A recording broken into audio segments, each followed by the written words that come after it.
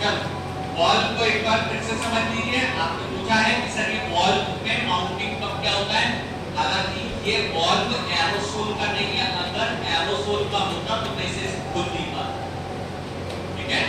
जैसे अगर ये वाले एरोसोल की बात करी जाए तो ये वॉल्व कहीं से नहीं खुलता, क्योंकि इसके अंदर आग लगने वाली गैस प्रेजेंट, ठीक है, प्रोपेलेंट प्रेजेंट है।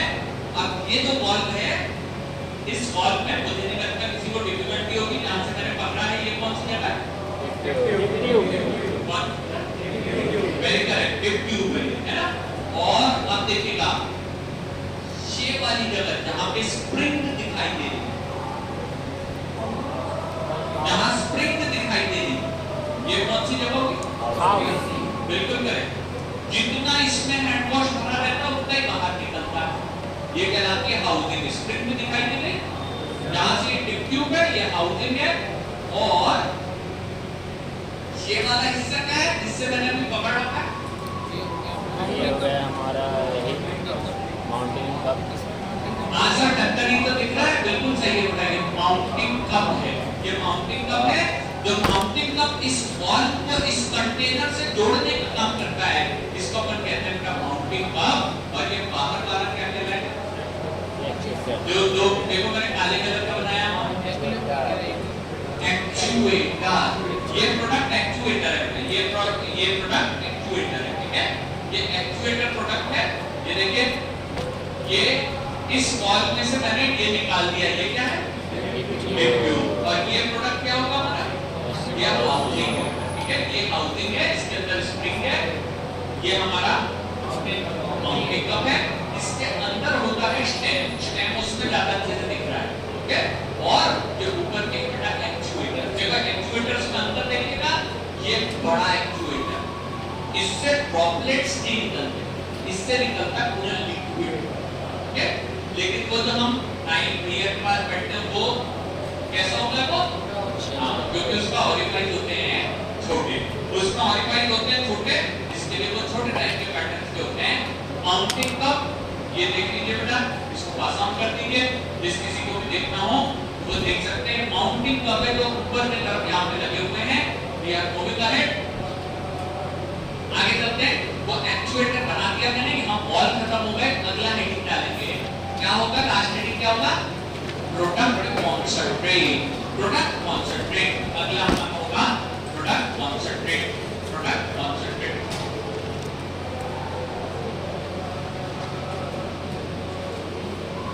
बेटा हाँ, ये कंटेनर जो वॉल का है ना, इसमें एक चीज और सभी लोग ध्यान से देखिएगा, मैं एक्सपेरिमेंट बता दूं। ये देखो एक मिनट, जहां पे कंटेनर और वॉल लगा है ना, यहाँ पे, यहाँ आपको गैस्केट समझ में आ जाएगी, गैस्केट किस प्रकार की होती है। यहाँ पे गैस्केट भी प्रेजेंट है, ठीक है। तो आप चाहे तो गैस्केट को भी समझ सकते हैं किस नेचर की होती है, ठीक है। चलिए आगे चलते हैं। This is called as product concentrate. अब हम बात करने वाले हैं दवाइयों की। सर इसमें कौन सी मेडिसिन डालेंगे, this is called as product concentrate. बोलो बेटा, बहुत बढ़िया।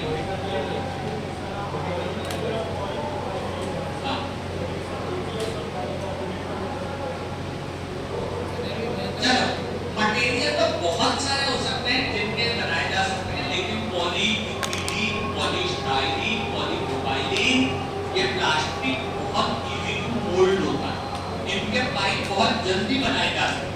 पॉलीकार्बोनेट आप कह रहे हैं, पॉलीकार्बोनेट के भी बनाए जा सकते हैं, लेकिन वो पैसे कॉस्ट बढ़ते चली जाएगी, ठीक है। पॉलीइथिलीन बहुत सस्ती आती है, मेरा ख्याल 20-30 रुपए में तो किलो भर आ जाता है, ठीक है। तो polyethylene is comparatively more useful. Low density का यूज नहीं करेंगे, हाई डेंसिटी मैंने लिखवाया है, बस उसी का यूज करेंगे, ठीक है। एक ही है, जब उसको मतलब केमिस्ट्री की भाषा में बोलते हैं तो पॉलीइथिलीन बोलते हैं, क्योंकि केमिस्ट्री वाले बच्चे जानते हैं इथिलीन, इथाइल, 2 कार्बन वाले डबल बॉन्ड है ना, वो जब जुड़ते हैं तो पॉलीइथिलीन बनता है। और जिसे नहीं केमिस्ट्री समझ है वो पॉलीथिन के बातें, ठीक है। पॉलीथिन का या पॉलीइथिलीन बातें के। प्रोडक्ट कॉन्सेंट्रेट भी 2 प्रकार के होते हैं। Number 1 2 phase system, number 2 3 phase system, 3 phase system, ठीक है। Product concentrate on product concentrate depends on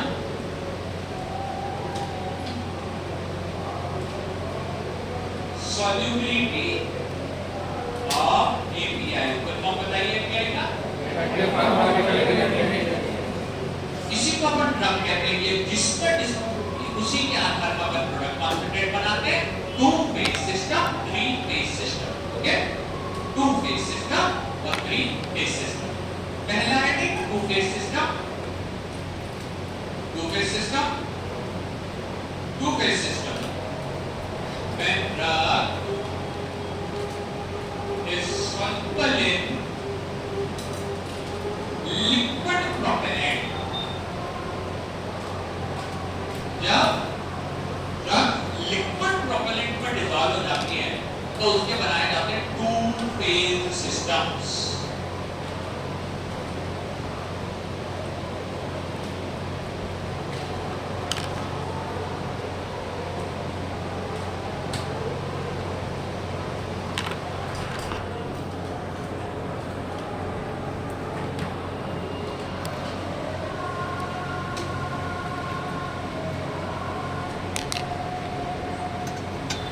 नीचे का जो मैंने डैश वाला ऐसे शेडेड वाला मटेरियल बनाया है ये है लिक्विड प्रोपेलेंट। ओके, जबकि इसके ऊपर देखो दो बच्चे लगातार क्लासेस कर रहे हैं, उनको पहली क्लास में पता है प्रोपेलेंट होते हैं एक्चुअली में गैस। ठीक है, प्रोपेलेंट एक्चुअली में होते हैं गैस नेचर के, जिसको आप प्रेशर लगा के तो लिक्विड बना सकते हो, लेकिन इनको जहां जगह मिलती है ये वापस अपने मूल नेचर में चले जाते हैं and they again converted into ठीक है वेपर्स। पिछली बार किसी बच्चे ने पूछा था कि सर ये वेपर्स क्या होती है और वेपर का प्रेशर क्या होता है। वैसे तो बेटा टेक्निकली जो रूम टेम्परेचर पे लिक्विड होते हैं और अगर उनके वेपर्स बनते हैं, उनकी कोई गैस बनती है तो उसको वेपर कहा जाता है। ठीक है, अदरवाइज उसे गैस भी कहते हैं। ठीक है, तो ये इस प्रकार से प्रेशर लगाने का काम करते हैं। ये क्या है? Propellant gas. प्रोपेलेंट गैस कुल मिलाकर के 2 चीजें होंगी, इसीलिए इसको कहते हैं 2 फेज सिस्टम। ओके, क्या कोई इंग्लिश मीडियम का बच्चा ये बता सकता है कि in how many phases water exist? हाँ, वेरी गुड क्वेश्चन। ये है बेटा, हिंदी मीडियम वाले बच्चे इसका आंसर देंगे कि पानी कितनी अवस्थाओं में पाया जाता है? 3। सर आइस, वाटर और वेपर्स तीनों तरीके से प्रेजेंट होता है। और देखिए यहाँ पे इसीलिए अपन यहाँ 2 की बात कर रहे हैं, लिक्विड प्रोपेलेंट और गैस प्रोपेलेंट, है ना। ये गैस प्रोपेलेंट और लिक्विड प्रोपेलेंट यहाँ देखिएगा। अगर ड्रग लिक्विड प्रोपेलेंट में क्या है?